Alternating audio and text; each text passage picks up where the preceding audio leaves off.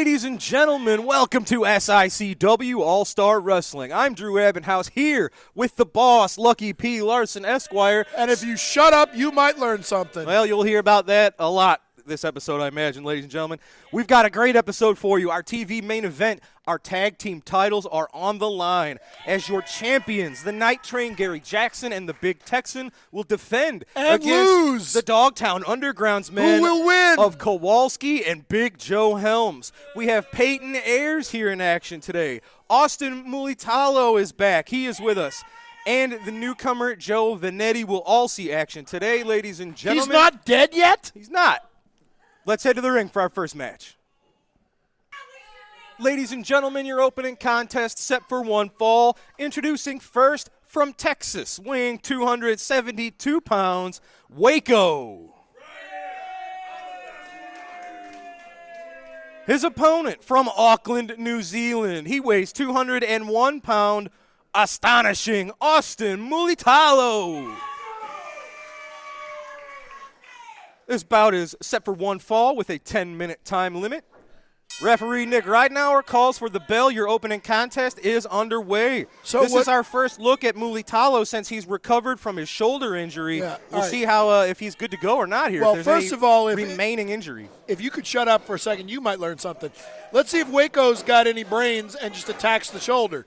But what I want to know He is a mean fellow. He's just here to hurt and collect good, money.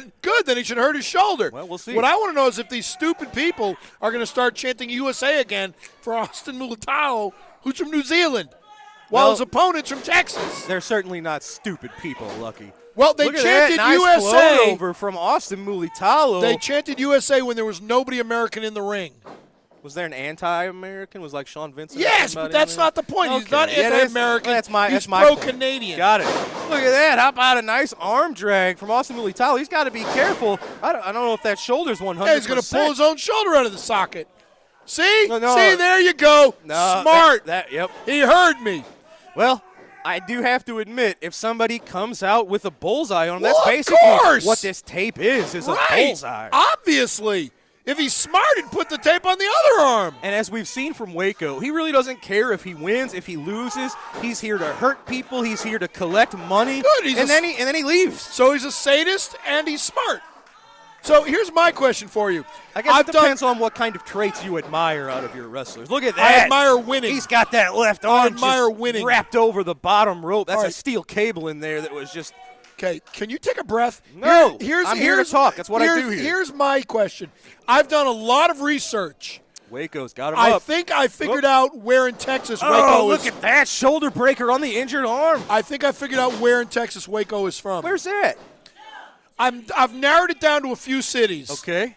All right. You should have narrowed it down to one.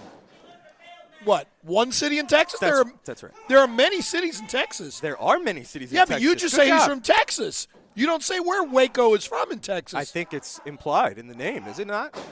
Texas? Stop it. All right, look at Waco. He is a mean son of a gun. I don't know what his motivation is. I guess it's just getting paid, but you would think, as Dusty Rhodes would say, you get a bigger check. The envelope at the pay window is a little bigger if you get the W. Yeah, well, and Dusty Rhodes would know about being a little bigger, wouldn't he? Well, he certainly would. Yes. Waco. He does not look too astonishing at the moment, does he? We said it. He's got that bullseye on the shoulder. Because he's stupid. I know Austin has been cleared by his doctors to compete, but... Well, maybe. Or maybe Waco paid the doctors to clear him so he could make a statement today. Well, see, I like this. I guess anything's possible, but that's unlikely. Of course it is. You might grow hair someday. Probably not, but you never know. The sides and back of my head grow hair tremendously. Uh-huh.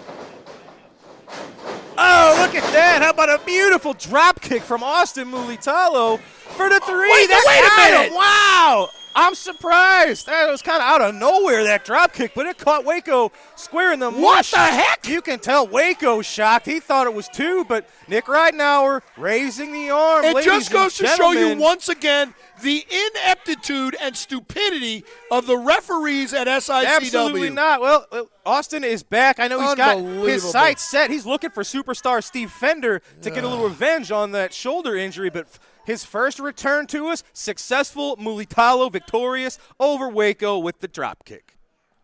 Ladies and gentlemen, those who have been watching our show for the last month or so have seen Flash Flanagan be on the receiving end of several mysterious letters.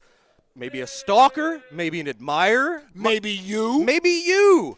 Here's the deal. We started our show here today. Flash Flanagan is not with us, but this envelope was waiting for us here at the table. It's addressed to Flash. Normally I wouldn't open another man's mail. It's already open. So you're going to commit a federal crime on TV. Somebody already did that. It's not addressed to you. I'm a lawyer. I wouldn't do this. It's already open. Yep, well.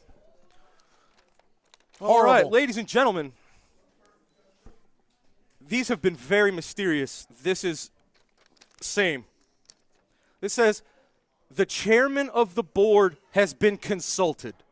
The plan is underway. A child of the darkness will soon appear to bring about your karma. This is directed to Flash Flanagan. What do you know about this? What do you think of this? What do I think about this? Well, let's see. Very Is it mysterious. Is it karma? Awesome Kong? Kia Stevens coming? She was in WWE. That certainly. She was karma. It's certainly possible. We have no idea, but we know that whatever is sending this or whoever has their bullseye on Flash Flanagan. And it's not stopping. He's not here today. The chairman of the board. I got it. The chairman of the board. It's Frank Sinatra's doing it. That would be something. Did you see who put this here? This was waiting for us when we sat down All at the I table. know is who put this all I know here? is the first person I saw with that envelope is you. I said from day one that I thought it was you putting these notes. You're the one. It was sitting here when we both sat down. Well, maybe you put it there and then left and came back. All right. Well, folks, the mystery has deepened. What is this about? I don't know if we're going to find out soon. I think he knows. I don't know. I think you might know. I don't know what you're talking about. We're going to find out together, ladies and gentlemen. But for now, it's time for our next match. Let's head back to the ring. Ladies and gentlemen, this matchup set for one fall with a 10-minute time limit.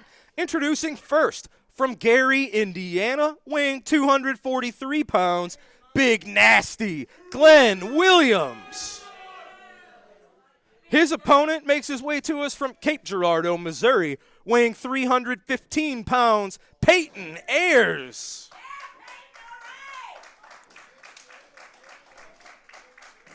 Referee Bill Henson's called for the bell. Once again, you got to appreciate the fact that Kane comes all the way here from Knoxville, mayor of Knoxville, Tennessee, to wrestle Peyton Ayers. I'm not sure that's him. He's a little shorter than the man that we know as Kane, but I see the similarities. And are you sure that's Peyton Ayers? It is Peyton. It doesn't look like He's him. had a bit of a makeover. Well, but he's still wearing those stupid tights. You're obsessed with the tights. I'm not, but his tights have an arrow pointing to the mat. Well, you would think. He's got an arrow pointing to where he always ends up, flat on his back. No, he does not. Yes, he does. He always loses. Well, that's not true at all. Well, he loses if he faces one of my guys. Big Nasty Glenn Williams has that side headlock. There you go. Look at that. There's the nasty side of him. Business is about to pick up, as Jared would say. What is this? Well, I think that's Stephen E. is actually what it is. Ladies and gentlemen, it is Stephen E., the leader of Devastation Incorporated. I don't know what he's doing out here. I know exactly what he's doing out here. Neither of these men are part of his group. I don't know if he's maybe on a bit of a scouting mission. I know exactly what he's doing out here. How do you know? Because he and I are on a very good business relationship level. God, that's scary for I all know of us. exactly what he's doing. I'm just not going to tell you. That's a frightening thought. Oh, you're just jealous. Now, this is going to be a good match here. Peyton Ayers, he's been on a winning streak all throughout the South recently. And Williams, we've seen, he's a brawler, as his nickname implies. He's nasty. Yeah, but who really cares about the South? I'm from the North. Yeah, he's been getting better every match. Glenn Williams is another product of the Ace Wrestling Academy. He's been steadily improving each and every match. Suddenly, I don't like him anymore. Well, you should. Peyton Ayers just pulled his hair. Did you see that? No, he didn't. He just broke that side headlock. Oh, Williams ran right into the clothesline. Make it 2. Looks like these fans are very happy to see Stephen E. Oh, big hip toss from the big man. They're all asking him for autographs and pictures. You see that? They're probably talking some smack to him, but I don't know about that. Oh, he's choking the man. Peyton Ayers looks like he's going for that patented choke slam of his. He got Williams up and down, goes for the cover. Well, referee calls for the 3, the 1 and the 2 and the 3. Peyton Ayers but gets the job done. Yeah, and look.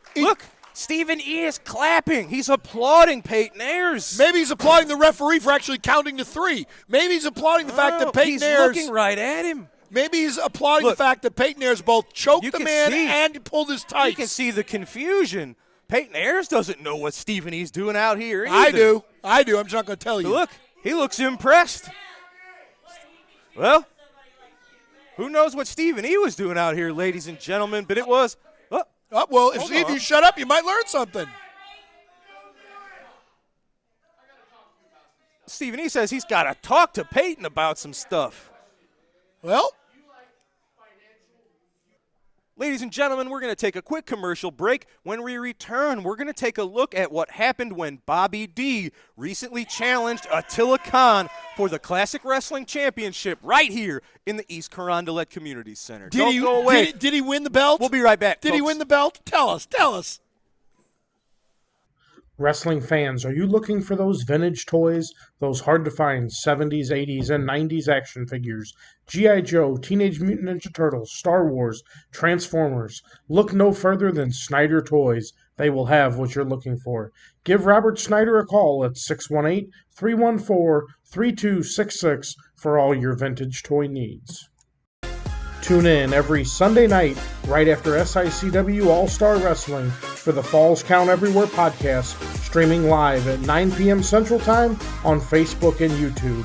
Join your hosts, the Gym City Mouth, Z-Miz, and ring veteran Rough Cut Rick Ruby as they bring you notable backstage news from the wrestling world, promoting upcoming wrestling shows from other companies around multiple local regions, and an in-depth interview with a featured guest in the professional wrestling industry every week. Follow, like, and subscribe to Falls Count Everywhere on Facebook and YouTube, also available on Twitter at the FCE Podcast. Wrestling fans, here we are taking a look back at some action from a week ago when the champion Attila was defending the title against Bobby D. As you can see, Bobby D took it to Attila. His strategy was to take him to the canvas. As you all know, Attila is a brawler. He's a monster. He's one that everybody fears, except Bobby D said, nope. He said, I'm going to switch it up on him. He said, I'm going to show him that I can keep him grounded. And that's what he was trying to do here. You can see Attila now has Bobby D on the ropes. Referee closely watching the tactics of Attila as he backs him into that corner. Continues to use those throat thrusts on Bobby D. There you see Attila taking that boot, putting it right on the throat of Bobby D as he pushes him back into the corner. Referee telling him to let the man out of the corner. At this time, the fans were telling the referee he's got a foreign object. Referee Denny Thomas starts to count. He has to the count of 5 to break it. Attila with everything to lose and Bobby D with everything to gain. Bobby D, the Central States title holder and the trophy holder of the Bruiser Brody Memorial. Could he walk out with an extra gold belt? That's what this match was all about. Oh, big blows. Now look at that nice takedown by Bobby D. 1, and he kicks out.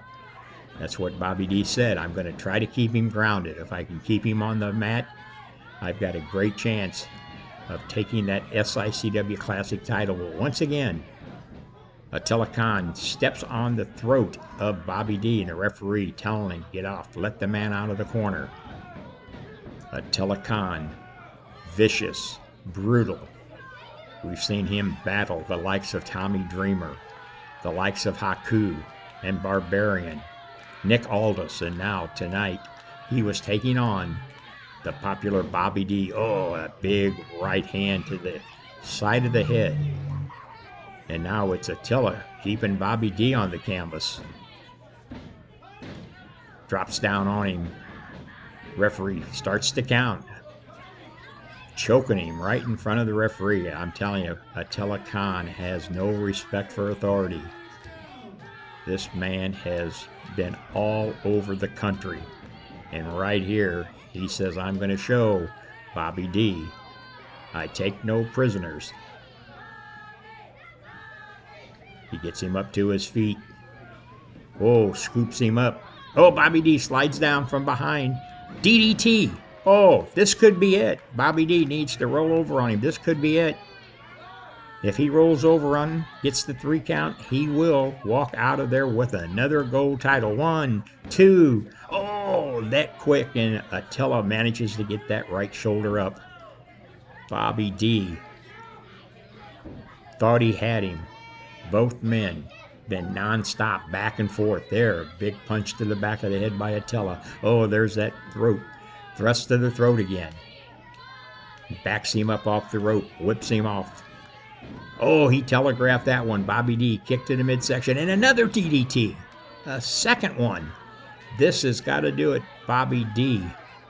A kick to the midsection, and then, oh, wait a minute. Here comes Sheik Prater, the other half of Devastation Incorporated. Sheik Prater coming in, jumping on the back of Bobby D. Now both men working on Bobby D. Devastation Incorporated. Both men, now Bobby D fighting his way back and forth on Attila, on Sheik Prater. Bobby D showing that I will... Oh, wait a minute. Here comes Kowalski. 450-pound Kowalski. Now it's 3-on-1. Kowalski, Attila Khan, and Sheik Prater. And there you see Lucky P, the manager, outside hitting him with that briefcase. 4-on-1, and Bobby D is worse for wear. Kowalski. These two men have battled back and forth, and they will be battling back and forth. And oh, wait a minute. Here comes the big Texan, the big cowboy. He's coming in to try to equal the sides here. Big Texan backs down from no man, and now staring down Attila Khan. Ladies and gentlemen, we are back, and we are here with one half of your SICW Tag Team Champions, the big man himself, Big Texan Tex. We just saw footage of what happened when your brother-in-law, Bobby D, our Central States champion, took on the Classic Wrestling champion. He was trying to get the highest prize here against Attila Khan. There was disqualification. Sheik Prater got involved. Kowalski got involved. Lucky P. Larson got involved until you made the save. What were you thinking? What's going on? You got a lot of folks to keep an eye on nowadays. So what I was actually thinking, I was like, Bobby can take on Attila. He can even take on Attila and Prater. But then a third person came into the picture. And I couldn't take it no more. I was back there. I was listening to the crowd, and I was listening to them say, come on, someone needs to go out there. Yeah. And so I was like, that's my brother-in-law. I got to save him. So I went out there, and I took charge, knocked him out of the ring, used Brandy to do it. Yeah, all right. But I'm here to say one thing. Attila, I want you. Attila, I want the Classic Championship. Yeah. Attila, you were known as the headhunter. Guess who is coming for you? You're going to be my prey. Right. I'm coming. Well, ladies and gentlemen, he called Attila Khan the headhunter, but if you've been paying attention, it's the big Texan and that deadly lariat that's been taking people's head off. Attila Khan, you got a bullseye on your back. The big man, the big Texan, is coming for that Classic Wrestling Championship. Tex, good luck to you, sir. Thank you. All right, ladies and gentlemen, it's time for our next match. Let's head back to the ring. Ladies and gentlemen, this matchup set for one fall. Introducing first, from the State Hospital, he weighs 303 pounds, the Intern. His opponent is from Swansea, Illinois, weighing 215 pounds, Joe Vanetti. Nick Ridenauer calls for the bell. This is one fall with a 10-minute time limit. You know, I'm going to start calling Joe Vanetti Felix. Okay. Would you like to know why? Sure. That one's over my head. Settle down. Doesn't take much. Because Felix the cat, this guy obviously is a cat. He's got at least 9 lives. The fact that he's not dead yet after the beatings that this man has taken, And he can come back from those beatings, and he's proved to be quite successful. He was victorious over Glenn Williams in a recent match in East Carondelet. Joe Vanetti, again, another student at the Ace Wrestling Academy. I knew I didn't like him. Making leaps and bounds. I knew I didn't like him. But this should be interesting. The intern, as we see, obviously, has about an 85-pound weight advantage. And as we've seen in recent months, when he's out here by himself, when Sean Vincent's not here, the intern is immensely more successful. He picks up wins. It's first of all, usually when Sean Vincent tries to interfere, it backfires and causes the intern to lose the match. So what you're saying then is Joe Vanetti's going to lose again. Good, I agree. We'll see. I'm saying that maybe the intern doesn't need all of the help and advice and guidance that maybe Sean Vincent thinks the intern needs. Well, did you ever think maybe he's just trying that extra hard to impress Sean Vincent when he's not here? See, maybe that's it. Why would he do what? No. Intern's got Vanetti's neck draped over that middle rope. That was smart. And he held on until the 4.5 count. I like that. Look at this, picking up some steam. Oh, man. That's 300 pounds just do it again. Crushing Vanetti's throat. Do it again. Stop his foot. Stop your foot. There you go. No. See? He's listening. He can learn. Isn't this something, ladies and gentlemen? Yes. Aren't we lucky to have Lucky? Yes, you are. If you shut up, you might learn something. Well. Beautiful. Maybe the intern can take advice. It's just a matter of what advice. It's just a matter of who gives it to him. Whipping Vanetti into the corner. Oh, Vanetti got that right foot up. Well, I didn't tell him to do that. Oh, he's got the intern stunned. And Vanetti following up with the clothesline.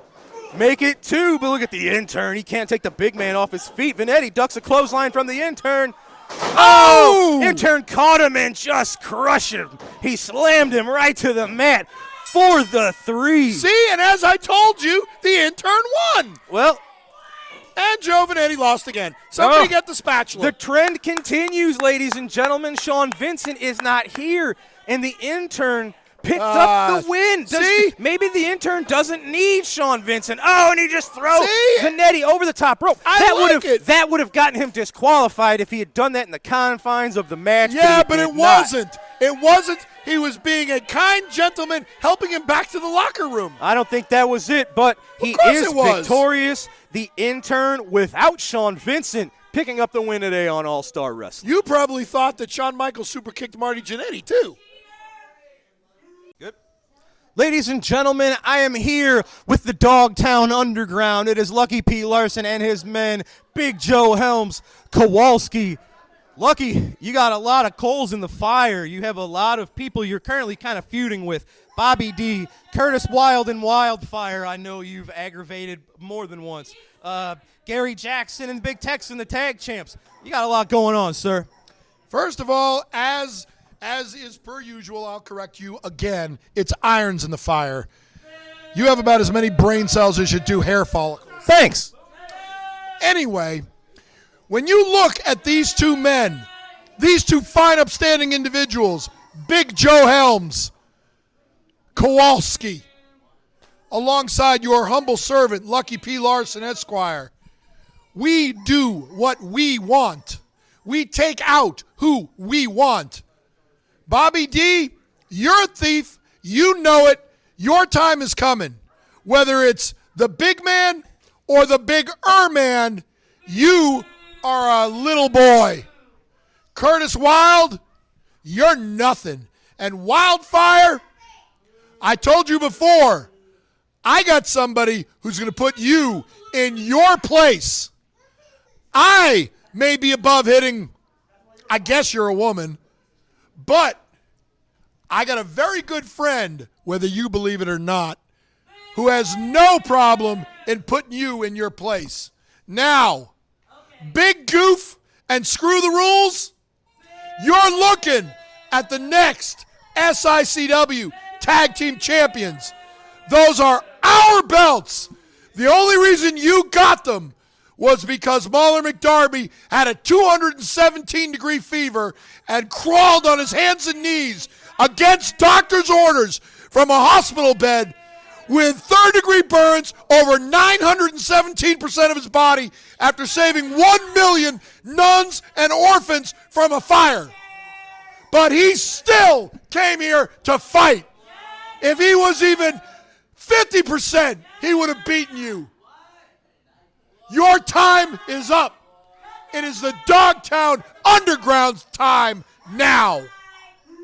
Ladies and gentlemen, strong words from the Dogtown Underground. Is it their time? Stay tuned. We'll find out, ladies and gentlemen. Don't go away. We got to take a quick commercial break. We'll be right back with this week's Promoter's Corner. Wrestling superstar Bobby D now has his own line of apparel and his own online wrestling merchandise store. Visit www.bobbydwrestling.com for all of the great wrestling memorabilia from Belleville's own Bobby D.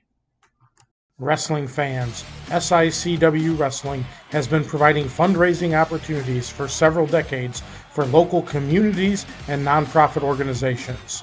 If your community or organization is in need of a great fundraising opportunity, SICW Professional Wrestling is the way to go.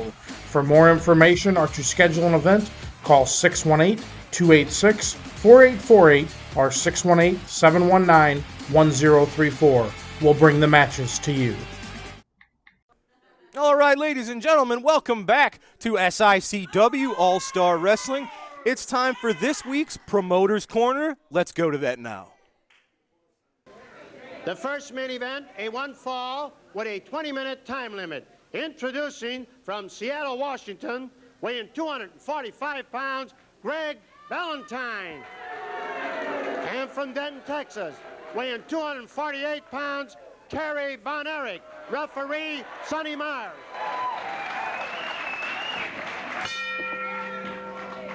A lot of people in the wrestling world are keeping an eye on this one. Greg Valentine against Kerry Von Erich. Greg returning to wrestling at the Chase after a long absence, during which period he has established himself as one of the top contenders for the World Heavyweight Championship. Greg Valentine knows, too, that Kerry Von Erich is one of the hottest young talents in wrestling history. He's loaded with potential, with skill. He's like a volcano that is hard to cap, but Greg Valentine, he is tough. And we may find out just how tough against Kerry Von Erich today. Sonny Myers, the referee, another longtime St. Louis favorite as a wrestler, and he's back today in the role of a referee, a job that he has filled with very good skill all over the country. In fact, if you're curious, Sonny Myers was a referee back in 1975 when Terry Funk captured the World Heavyweight Championship, a match in Miami Beach. Nice takedown by Greg Valentine on Kerry Von Erich. Greg with a toe hold. And, of course, Greg Valentine, the son of Johnny. And Greg is filling those big shoes very, very well. You look at his record along the East Coast over the last couple of years. He's beaten just about everybody. And he'd like to do the same right here. A knee drop into the back of Kerry Von Erich by Greg Valentine. Kerry trying to get to his feet. Greg hooking that leg. Leaning into the leg lock on Kerry Von Erich. Sonny Myers gets a count of one on the shoulders of Kerry. Kerry lifting that shoulder off. Greg Valentine in position where he could almost turn Kerry over into a half crab. Kerry gets his boot underneath the chin of Greg Valentine and kicks Greg away. Arm drag by Kerry Von Erich on Greg Valentine. Kerry stretches out Valentine's arm. You know, there is some bad feeling between these two from a recent six-man tag match. The Von Erich brothers were against Greg Valentine, John Valiant, and J.J. Dillon. And right at the start of the match, Greg Valentine caught Kevin Von Erich, Kerry's older brother, from behind with a kick to the knee. And Kevin was having problems with that knee throughout the match, and afterwards the knee really swelled up on him. The Von Erichs all remember that. Kevin was hot at Valentine, so was David, and so was Kerry. That blast to the stomach made Greg try to catch his breath. Drop kick by Kerry Von Erich knocks Valentine to the ropes. And Valentine retreats a bit to regain his composure. A testing process right now between Kerry Von Erich and Greg Valentine, trying to feel each other out to see where the strengths are, where the weaknesses are. Side headlock by Kerry on Greg Valentine.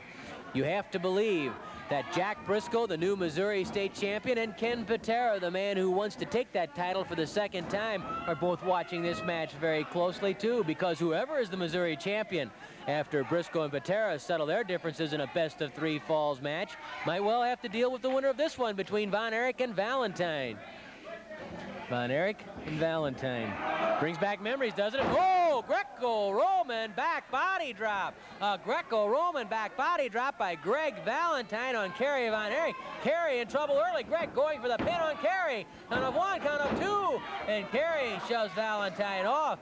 Valentine has shaken Kerry Von Erich early in the match. He pounds on Kerry with those burly forearms. A forearm smash to the jaw by Greg Valentine. Those are legal blows. Kerry comes off with a forearm of his own.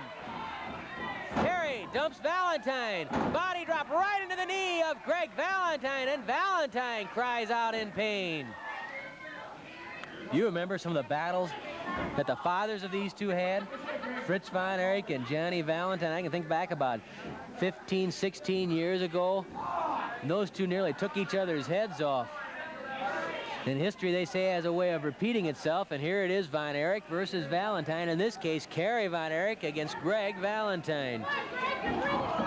Greg really primed for this one. He wants to make his mark in St. Louis, and he can certainly do it today. Kerry twisting the leg. Valentine reaches up for the chin. Manages to hook the arm, and Kerry runs into some trouble. Valentine slamming his leg into the chin and jaw of Kerry Von Erich. Kerry's running into some early trouble with Valentine. Valentine pushes him to the corner, pulls that leg up over the top, over the second rope, and then drives his knee into the thigh of Kerry Von Erich. Greg Valentine working with his knee in the thigh of Kerry Von Erich, and Sonny Myers having trouble getting Greg Valentine back. Well, you know there were none tougher than Johnny Valentine, and Greg has earned a reputation for being every bit as tough as Johnny was. 5 minutes have passed, 15 minutes left. Greg Valentine yanks Kerry Von Erich into the middle of the ring and then drops his full body weight into the thigh. Of course, whenever you think of Valentine, you think of the brain buster, the first man to use the elbow successfully, and Greg follows in those footsteps. But Greg is also proficient with the figure four leg lock, so keep that in mind. Kerry knows he's in a war. He fights back against Valentine and knocks Valentine to the ropes. A kick to the stomach by Kerry Von Erich. Flying mare by Kerry. To the air. Oh, the elbow drop misses. The elbow drop misses as Greg Valentine rolled away. Valentine grabs Kerry and pitches him right through the ropes and out of the ring, down to the cement floor. Greg Valentine going out of the apron. Myers warns Valentine to come back, but instead Valentine goes out after Kerry. He grabs Kerry by the hair. Look out!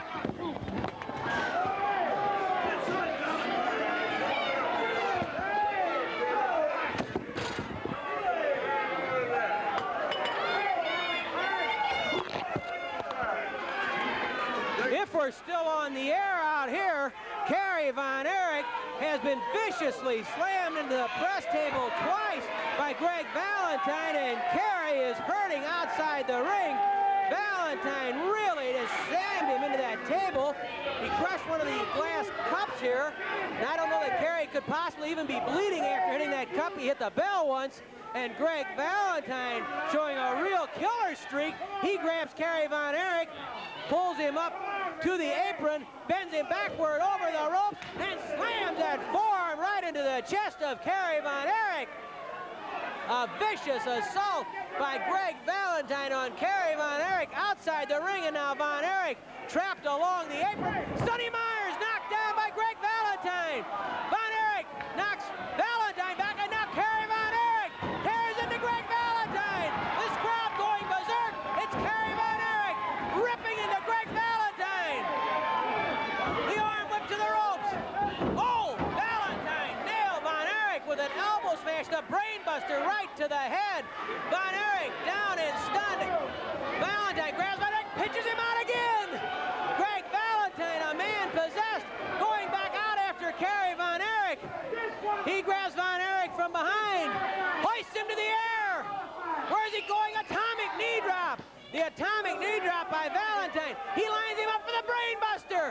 The brain buster outside the ring on Kerry Von Erich. Myers going out to get Myers shoved away again by Greg Valentine. The brain buster misses. The brain buster misses, and Valentine hit the cement floor.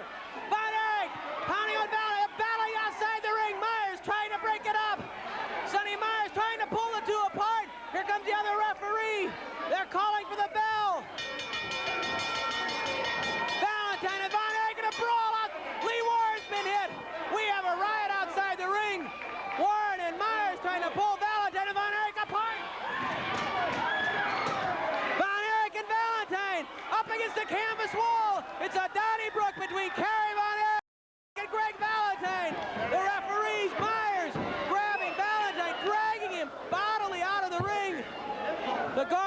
keep Kerry Von Erich and Greg Valentine apart.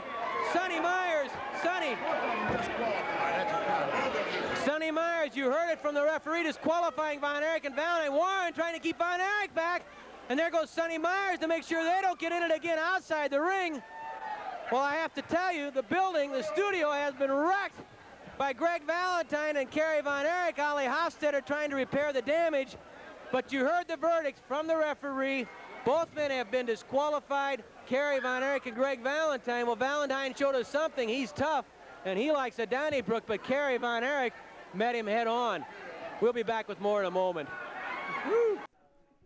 Ladies and gentlemen, that was this week's edition of the Promoter's Corner. We're going to take one final commercial break, and we will be right back with your TV main event, the SICW Tag Team Championships on the line. Don't go away.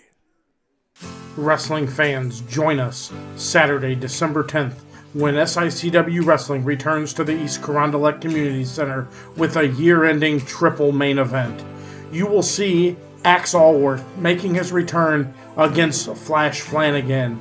Is it Axe that has been leaving the suspicious notes on Flash's car, and the matter will be made once and for all on Saturday, December 10th in East Carondelet? Then you will see the SICW ambassadorship on the line as the rematch occurs between the up-and-comer Brandon Beretta and the Canadian hero Sean Vincent. Once and for all, a decision will be made on who will become or remain the SICW ambassador. And then, in the most exciting main event of the night, the SICW Classic Championship is on the line. Will the Big Texan, with that devastating lariat, have enough to take on and take out the Devastation Incorporated to Attila Khan? You have seen the gruesomeness of Attila Khan, and we will see who will come out and be the champion after the night of wrestling on Saturday, December 10th. Get your tickets now by calling 618-286-4848. Wrestling fans, SICW Wrestling has been providing fundraising opportunities for several decades for local communities and nonprofit organizations. If your community or organization is in need of a great fundraising opportunity, SICW Professional Wrestling is the way to go. For more information or to schedule an event, call 618-286-4848 or 618-719-1034. We'll bring the matches to you. Ladies and gentlemen, your All-Star Wrestling main event is set for one fall. A tag team match for the SICW Tag Team Championships. Set for one fall, TV time remaining. Introducing first, your challengers. Representing the Dogtown Underground, accompanied to the ring by Lucky P. Larson Esquire. At a combined weight of 771 pounds, first, from Milwaukee, Wisconsin, Kowalski. His tag team partner from Deception Pass, Washington, Big Joe Helms. And their opponents at a combined weight of 582 pounds. First, from Petticoat Junction, he is the Night Train, Gary Jackson. His tag team partner from Gun Barrel, Texas, is the Big Texan. They are your SICW Tag Team Champions. Why don't you guys save yourself the trouble and just give them the belts now? Yeah, Lucky P. Larson running his mouth. He says, give them the belts now. That's not going to happen. Gary Jackson and the Big Texan are fighting champions. They're not going to give the titles to anybody. You're going to have to earn it. And then cheat like you guys do. Oh, the challengers not waiting for the bell. Kowalski, Big Joe Helms jumping the champions. Look at this. Oh, but the champs have turned the tables. Gary Jackson, Big Texan. It looks like the Pearl Harbor ambush from the Dogtown Underground has backfired. Look at that. Kowalski outside the ring. Big Joe Helms is reeling. Jackson picks him up. Oh, and just slamming the 315-pound Big Joe Helms. Oh, man, there is a lot going on in this one, folks. Larry Matisick might call this a Donnybrook. Big Joe, big clothesline onto the night train in the corner. You know, we talked to the Dogtown Underground earlier in this episode, and Lucky, he said Big Joe Helms and Kowalski would be the next SICW Tag Team Champions. We didn't realize it might be by the end of this episode. Oh, look at that elbow drop from Big Joe Helms. We're learning more about him each and every week here in SICW. He showed up as a hired hand of Devastation Incorporated, but we saw his contract. Lucky P bought Big Joe's contract, and Big Joe is now part of the Dogtown Underground. And ladies and gentlemen, I can't think of too many tag teams in the entire business that are more dangerous, more deadly than these two men. You could almost call them the Twin Towers, going back to Akeem and the Boss Man, or, you know, they're like the skyscrapers, just these horses. And what's interesting is really they're both good at different things. They have different qualities to excel at. Kowalski is a tank. Of course, he dishes out a lot of punishment, but he can take it like as much as the best of them. He's like a Sherman tank. It's hard to stop him. But Big Joe Helms, incredible physique on the man, obviously spends a lot of time in the gym, and he has a lot of martial arts tactics. He uses strikes. He's got a recent submission we've seen him employ on the mat. So Big Joe Helms may be more of the offensive member of the duo. Well, you're not going to get the pin on the night train like that. A foot on the chest of somebody like Gary Jackson, who in 2024 will be celebrating 40 years in the professional wrestling business. He's seen it all. He's done it all. And you just saw, he saw that leg drop coming. The night train rolled out of the way, hits Big Joe with the elbow of his own, tags to the Texan. Now Tex, he's got about 50 pounds on Big Joe Helms. And it's always interesting to see what happens when a big man, somebody like Joe Helms, who's used to the size advantage, it's interesting to see what happens when they come up against somebody bigger than them. A lot of times, the size advantage is a confidence booster that they can always rely on, but when you are not the bigger man anymore, that a lot of that bravery just goes right away.